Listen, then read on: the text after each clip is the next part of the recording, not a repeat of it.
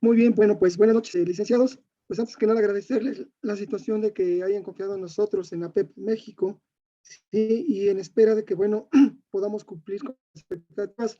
Me presento, mi nombre es Manuel Reyes Iglesias, para algunos de ustedes que ya me conocen.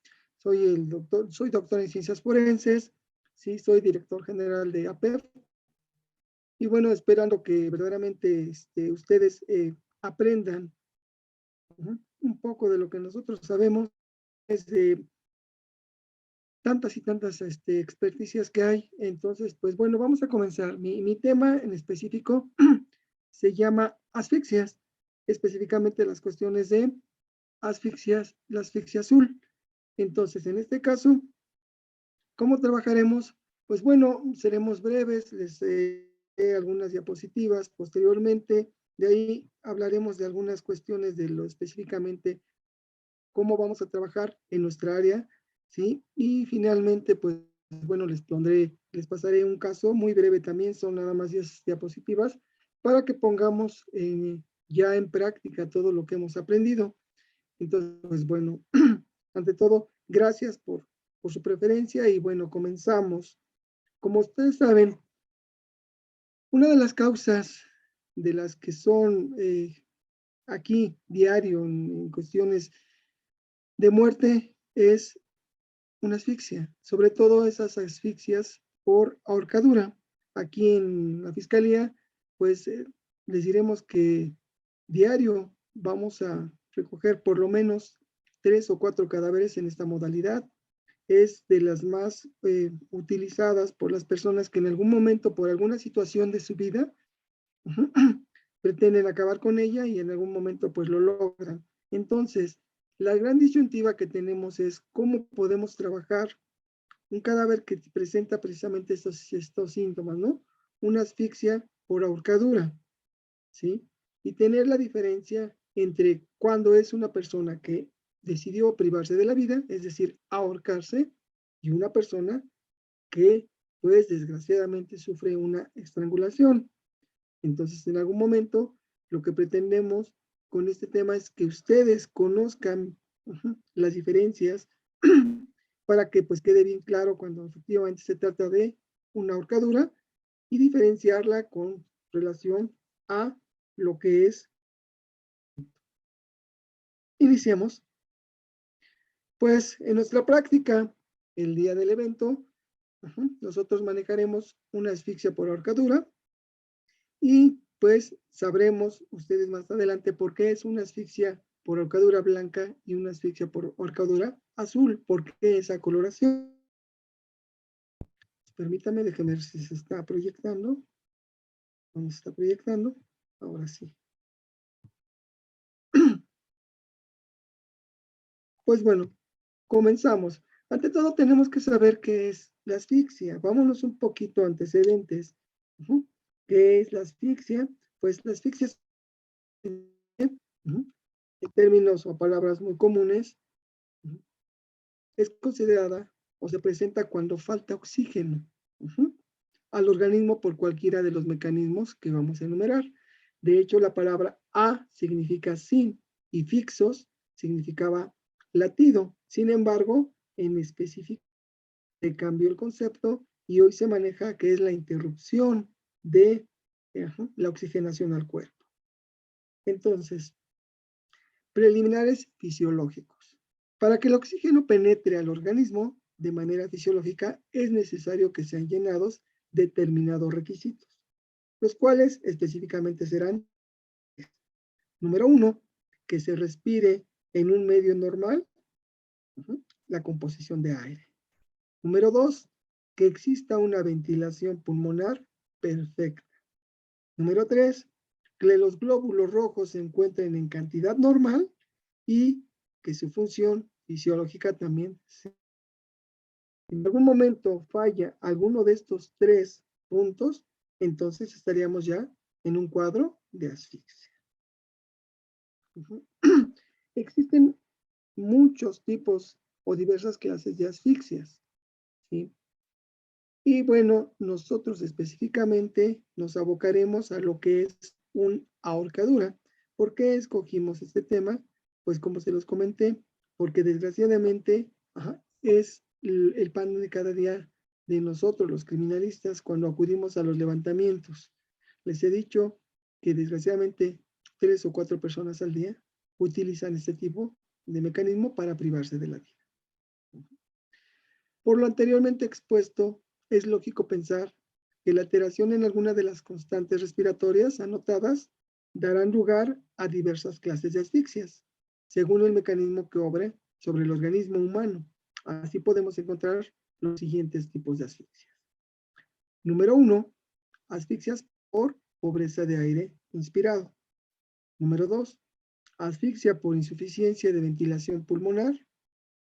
Número 3, asfixias por alteraciones de la sangre o por éxtasis pulmonar.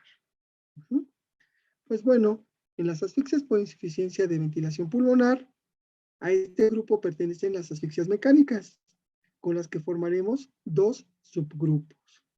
Número 1, aquellas asfixias espontáneas, en donde pues en su mayoría son de origen patológica, como puede ser algún tumor en la laringe, algún edema en la laringe que pues por obviedad al momento de interrumpe la oxigenación al cuerpo y por ende no hay una oxigenación normal y se da este tipo de asfixia.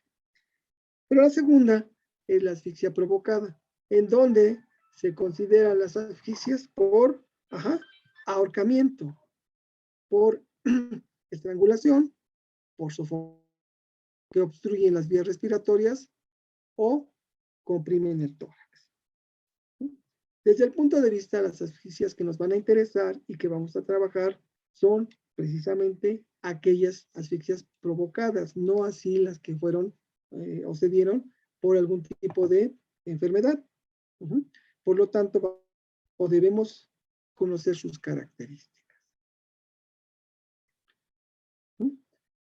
Pues en la asfixia por ahorcamiento, lo que se considera importante es el peso que la propia persona imprime, ya que puede ser todo el cuerpo o parte de él que obra sobre un lazo. En algún momento puede ser sustituido por otro tipo de agente constrictor. Todo aquel objeto que comprime el cuello va a ser llamado agente constrictor, pudiendo ser inclusive una jareta, una agujeta, una cortina, un cable, cualquier tipo de utilizar para privarse de la vida. En ese sentido, se va a deslizar el asa y va a traer como consecuencia la constricción o el que el cuello se comprima. Se dice que hay ahorcamiento completo cuando todo el cuerpo queda suspendido. ¿Sí? Ninguna parte del cuerpo va a tocar ni con el piso, ni con la pared, ni con algún tipo de objeto. Vamos a decir que va a quedar precisamente suspendido como el badajo de una campana. Ninguna parte de este tocará el piso. Ahora, cuando alguna parte del cuerpo, por mínimo que sea, que tenga contacto con, como lo habíamos dicho, el plano de sustentación o el piso, el muro, entonces se considera como una asfixia incompleta, cuando cualquier parte lo toque. La constricción del cuello determina rápidamente, primero, la pérdida del conocimiento. En virtud, al perder el conocimiento, la persona está imposibilitada para poder aflojar la cuerda, sobreviviendo a la muerte inevitablemente. Al ocuparnos de esta asfixia en particular, diremos la cantidad de kilogramos más adelante o que son necesarias para producir diferentes grados de constricción. El nudo, pues puede ser en la parte anterior, en la parte lateral derecha, en la parte lateral izquierda o en la parte posterior. Y dependiendo, más adelante veremos que se puede llamar también nudo típico o un nudo atípico cuando se coloca en alguna de estas regiones. Más adelante, licenciados, viene estipulado, viene con imágenes para que sea más entendible. Y la cuerda o lazo empleado deja en su mayoría una forma que es considerada o llamada el que estudiaremos detenidamente al tratar este tema en particular. Bien, pues vamos a recapitular. En la asfixia por ahorcadura, lo importante que para que se dé este evento es que el cuerpo se deje suspender.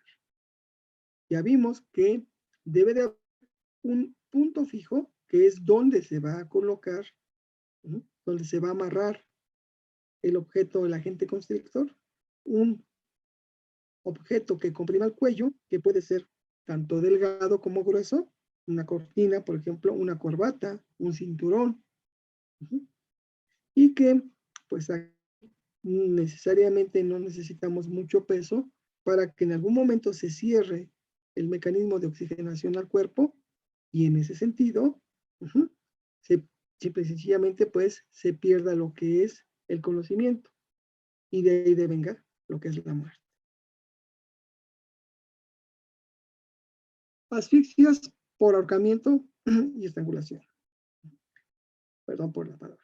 Ahorcamiento es un acto de violencia en el cual el cuerpo tomado por el cuello en un lazo atorado a un punto fijo y abandonado su propio peso, ejerce sobre el lazo suspensor una tracción para producir bruscamente la pérdida del conocimiento, la detención de las funciones vitales y, pues por ende, la muerte. Esta forma de muerte es muy socorrida por la facilidad con que se consigue la gente para efectuarlo, teniendo o pudiendo estar al alcance de cualquier otro. Para que se produzca la muerte, no es necesario que el sujeto quede siempre colgado. Mentira que en algún momento si la persona dice es que pues no puede ser posible si estaba sentado, si estaba hincado, que se haya ahorcado. Pues no, no necesariamente el cuerpo tiene que estar suspendido, como aquí lo vemos. Sino que basta con que parte del sujeto lo esté para que se produzca.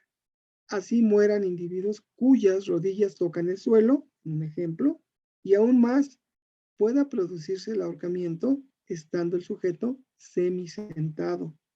Ello tiene su razón de ser, pues suficiente una constricción de solo 2 kilogramos, licenciados. No es mucho, 2 kilogramos para obliterar las venas yugulares. Ahora, si a esos dos, ahora ponemos 5 kilogramos para obliterar las carótidas. Si le ponemos kilogramos nuestro peso, va a obstruir la tráquea y de 25 para suprimir la permeabilidad de las arterias vertebrales.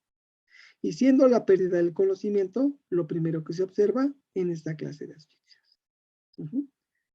Se comprenderá por qué es imposible quitar el lazo, muriendo y sujeto.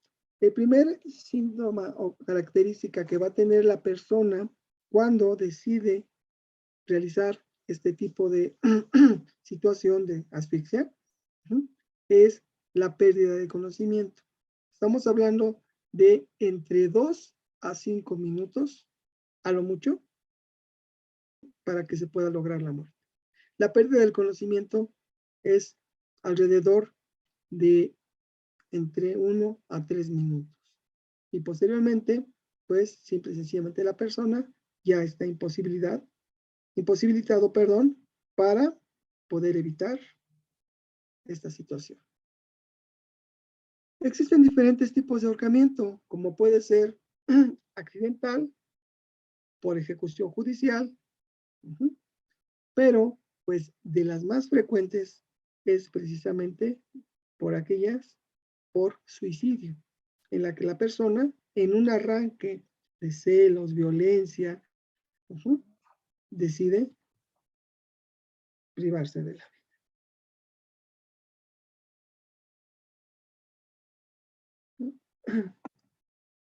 La accidental llega a producirse cuando pues los jóvenes o niños en algún momento juegan a los ahorcados, ignorando el peligro en el que se. Si bien mencionamos, licenciados, que basta solo aproximadamente 2 minutos para perder el conocimiento, pues irremediablemente llegar a la muerte. La ahorcadura judicial es la que se lleva a cabo por mandamiento precisamente de alguna autoridad. Y la ahorcadura por suicidio es muy socorrida por la facilidad para conseguir la cuerda, el lazo o el objeto que se va a utilizar. Resulta que hay veces en que una vez cometido un crimen, ¿sí? Porque recuerden que la delincuencia también estudia y la delincuencia también nos quiere engañar, hacer pasar un suicidio, un homicidio como un suicidio. Entonces hay veces que las personas tratan de ocultar este tipo de evento recurriendo a la suspensión del cuerpo para aparentar que éste se suicidó. Pero solo que en este caso, según el autor que se consultó, debe de emplear la palabra suspensión y no ahorcadura, porque se suspende un cadáver y no a una persona que va a sufrir el mecanismo del ahorcamiento. Es decir, para este autor, simple y sencillamente, la suspensión se maneja cuando a una persona la cuelgan, que no es por la voluntad, sino que la cuelgan. En el caso en el que él quiere suicidarse, entonces sería ahorcadura. Para hacer la diferencia, hay necesidad de examinar con cuidado las lesiones en el servicio médico forense a través de la autopsia. Porque si no ha muerto por asfixia, no se encontrarán esas manchas de Tardieu, esos pequeños puntos o estañamientos en el suspendido.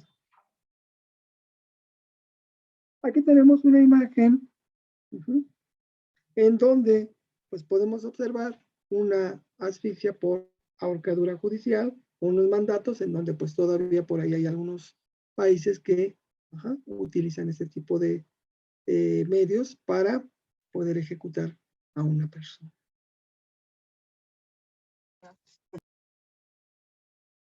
En la ahorcadura siempre debemos de tener en cuenta esto, licenciados. De hecho, por eso se lo marqué con diferente color para hacer énfasis en el trabajo que vamos a hacer o a revisar en el campamento.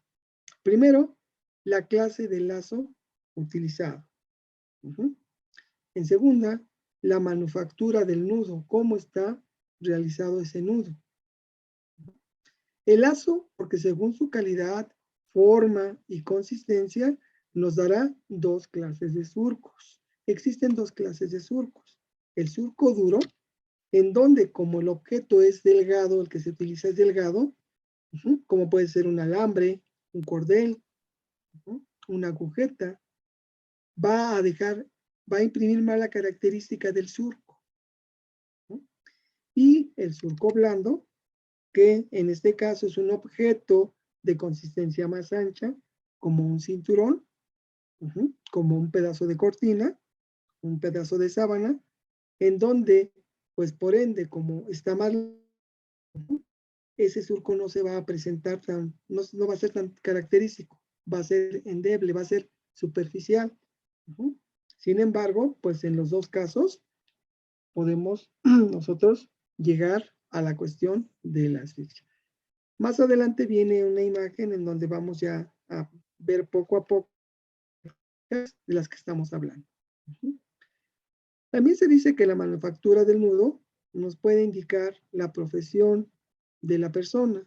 Pues en algún momento, inclusive existían tablas en donde podíamos observar que había nudos de cirujano, nudos, de una persona que se dedicaba a tejer, otras que eran marineros. Sin embargo, ahora es muy común nada más emplear alguna asa, una asa, y dejar de deslizar la otra parte. La posición del nudo tiene importancia para entender el mecanismo de la muerte en un ahorcamiento, ya que, como les mencioné, nudo típico va a estar ubicado en la nuca, que es lo más frecuente, y que en este caso, de hecho, la muerte será más rápida. En cambio, si la persona decide colocarse el nudo en la parte anterior, o en la parte lateral derecha o lateral izquierda, entonces va a ser un nudo atípico. Y desgraciadamente va a tener un periodo de agonía más largo. En el nudo típico, si el asa comprime muy bien el cuello, estamos hablando de que aproximadamente durará de 2 a 4 minutos a lo mucho para privarse de la vida. En cambio, en el nudo atípico, en la parte anterior o lateral del cuello, como hay permeabilidad, como todavía la persona está respirando, entonces la agonía será mayor y desgraciadamente, ¿no?, el tiempo de muerte será también más largo, pudiendo ser desde hasta 3 a 7 minutos. Entonces, en esto, pues inclusive hasta para matarse hay que saberlo hacerlo, ¿no? Para no tener una agonía. ¿Cuál es el mecanismo de muerte? Cuando el nudo se encuentra en la nuca o bajo el mentón y la cuerda desliza bien, la oclusión de los vasos y de las vías respiratorias se produce rápidamente. Es decir, la persona, por obviedad, muere rápidamente. Ahora, si el nudo se encuentra sobre alguno de los lados del cuello, este generalmente se apreciará hacia adelante de la oreja y de los vasos del lado opuesto al nudo van a quedar semipermeables, lo que les decía, va a poder la persona seguir respirando, no va a ser una presión pareja. Se produce una congestión intensa de la cabeza, puesto que la circulación de regreso está suprimida. Va a haber una cara cianosada, es decir, cara morada, que también lo vamos a ver más adelante. En cambio, cuando hay una oclusión rápida, en ambos lados, la cara va a ser pálida. Entonces, desde ahí sabemos que en algún momento, si se da una oclusión rápida, la cara va a estar pálida, no va a estar tan congestionada, no va a estar tan amoratada, como decimos, o cianótica, como es el nombre. Ahora, cuando el nudo se encuentra abajo del mentón, la cabeza va a estar fuertemente arrojada hacia la parte de atrás. Y cuando el nudo se encuentra en la nuca, pues obviamente la cabeza tendrá que estar fuertemente arrojada hacia la parte anterior. Pero en ambos casos, la muerte se produce por una asfixia mecánica. Hay quienes la consideran por inhibición, por un paro brusco del corazón o por un trauma psiquiátrico, perdón. Pero sin embargo, sigue siendo una asfixia. ¿Cuáles son los síntomas que presenta una persona cuando decide privarse de la vida? Pues se consideran 3 periodos. Número 1, el anestésico. Número 2, una etapa convulsiva. Y finalmente el número 3, el periodo asfíctico, en donde finalmente sobrevendrá la muerte. Muy bien. El primer periodo, anestesia, los síntomas, se van a apreciar sensaciones de calor en todo el cuerpo, en la cabeza. Va a haber un zumbido en los oídos. Van a haber trastornos visuales. El cerebro va a empezar por la anoxia, por la falta de oxígeno, va a empezar a haber una torpeza cerebral. Va a tratar de hacer movimientos, sin embargo, no van a ser coordinados. Y por obviedad, al momento de que la gente comprime el cuello, va a ser un dolor intenso. Obvio que cuando, es muy rápida, no van a tener mucho o no van a tener estos síntomas. Lo que va a hacer es darse una pérdida del conocimiento. En el periodo convulsivo, ya que la persona pierde el conocimiento, hay contracciones de los músculos de la cara, hay muecas, empieza uno a hacer muecas, hay movimientos desordenados de los miembros superiores, empiezan a menearlos, y de los inferiores. Por eso es cuando está en una etapa convulsionándose. Lo que puede causar lesiones al sujeto que está sufriendo la ahorcadura. ¿Por qué? Porque si el sujeto quizás está en una suspensión incompleta, Simple y sencillamente, al hacer contacto con la pared, este puede ocasionar alguna lesión como alguna escoriación. Entonces, cuando nosotros veamos a una persona, si tiene algún tipo de escoriación, pero está en una situación incompleta, ya sabremos que fue por la fricción al momento de que estar convulsionando, la fricción que tuvo contacto, esta región anatómica, con quizás el rostro, quizás las manos, al momento de también hacer ese movimiento. Número 3 es periodo asfíctico. Esta fase precede a la muerte. Resulta que si en este periodo se descuelga a la víctima y se le suministran cuidados apropiados, pudiera ser que aún volviera a la vida. Pues cuando el proceso está muy avanzado, con una de las características es la misión y la defecación. ¿Por qué? Porque hay una relajación de esfínteres. Ya es imposible. Una persona rápidamente, a los 2 o 3 minutos, dependiendo del nudo, puede vivir algunas horas y después, pues, desgraciadamente morir por los efectos del choque o por una neumonía hipostática. Sin embargo, en algunos casos, la muerte no se va a dar cuando se practica a tiempo una respiración artificial y no haya habido machacamiento de la médula por lo que es la dislocación o fractura de alguna vértebra.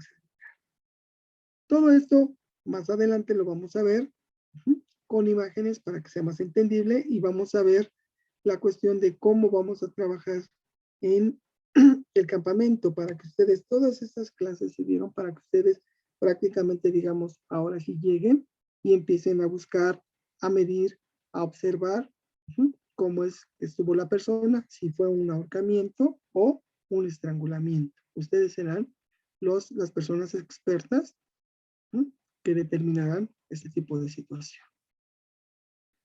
En la autopsia, a veces cuando el color de la cara esté pálido o congestionado, o que haya una protrusión lingual, ¿qué es eso? Que la lengua esté fuera. No son signos de poco valor. El surco debemos de estudiarlo con cuidado. Y en primer término, el surco dejado en la piel por el agente constrictor. Lazo que en este caso causará la asfixia y que no va a obrar de manera activa, como en la estrangulación. Es decir, el lazo está pasivo y el cuerpo es el que al dejarse suspender va a ser el que va a obrar de manera activa. El lazo será pasivo. No así cuando una persona la quieren estrangular y le colocan un lazo, entonces aquí sí el lazo es activo y la persona es la persona pasiva. ¿Por qué? Puesto que el peso del cuerpo o parte de él, como ya vimos, de 2 kilogramos, 5 kilogramos, 15 kilogramos, en realidad no se necesita mucho peso. El que opera propiamente, el lazo solo permitirá el deslizamiento del asa, que va a traer consigo la constricción del cuello. Entonces debemos entender que lo importante no es a lo mejor que tenga la cara pálida, que haya una protrusión lingual. Lo importante es que nosotros analicemos el surco que va a presentar la persona. ¿Qué dirección tiene? Tendrá que estar oblicuo ascendente. ¿Qué aspecto tiene? ¿Qué profundidad tiene? Ya sabemos que dependiendo de entre más delgado sea el objeto que se utiliza, va a dejar un surco duro, hundido, va a haber profundidad. En cambio, si es más grueso, dejará un surco blando. Hay marcado apergaminamiento de la dermis, dándose una dureza especial en el surco llamado duro. En cambio, cuando se emplea un agente un poco con una dimensión o ancho, el surco aparentemente se llamará surco blando. En general, es que el surco reproduzca con exactitud de la forma y el grosor del lazo empleado.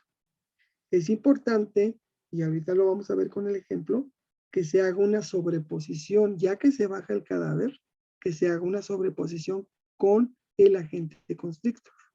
¿Para qué? Para ver que efectivamente corresponde la profundidad que tiene, la dimensión y la forma, porque en muchas ocasiones, si se utiliza un lazo, este lazo en el cuello deja la forma de las características del lazo. El surco puede ser único, que es pues lo más frecuente, con un asa deslizable, doble o quizás excepcionalmente triple, dependiendo, ¿no? Hay personas que aquí sí es la persona la que va a decidir si le da una, dos o tres vueltas para privarse de la vida. Y se le puede encontrar por arriba, muy frecuentemente, sobre o debajo de ella, que es muy raro. ¿Por qué? Porque el lazo, al momento de que yo me dejo suspender, el lazo se va corriendo hacia la parte superior y será oblicuo ascendente. Puede ser completo si es que comprime efectivamente las cuatro caras. Recordemos que hay cuatro caras en el cuello: cara anterior, cara posterior, lateral derecha y lateral izquierda. Entonces, si se hace una asa, como la que realizamos en los zapatos, se cierra y va a comprimir esas cuatro caras. O puede ser incompleto el surco, si en algún momento no comprime completo, no comprime las cuatro caras, sino nada más dos o tres de ellas, dejando un espacio, un puente dérmico. La dirección, por lo general, como les había dicho, es oblicua ascendente. Es decir, ya sea puede ser hacia adelante, perdón, hacia atrás o hacia arriba, dependiendo de dónde se ubique el agente constrictor, quedando la parte más alta en el muslo. El fondo del surco se encontrará pálido, siendo más saliente el borde superior y cianosado debido a la extravasación del plasma sanguíneo, ya que la falta de la circulación de retorno impedida por la constricción del lazo en el surco completo, en el surco incompleto se encuentran estas mismas características, donde se hizo presión el lazo. Ahorita los vamos a ver, no se preocupen, lo vamos a ver con unas imágenes donde va a quedar más claro. En el borde inferior es menos marcado. Pero nos queda un minuto de sesión. Yo creo que la terminamos y volvemos a entrar al mismo link para comenzar a culminar con el tema y que no nos corte de golpe la inspiración. Ok, gracias, sí, licenciado. A la hora.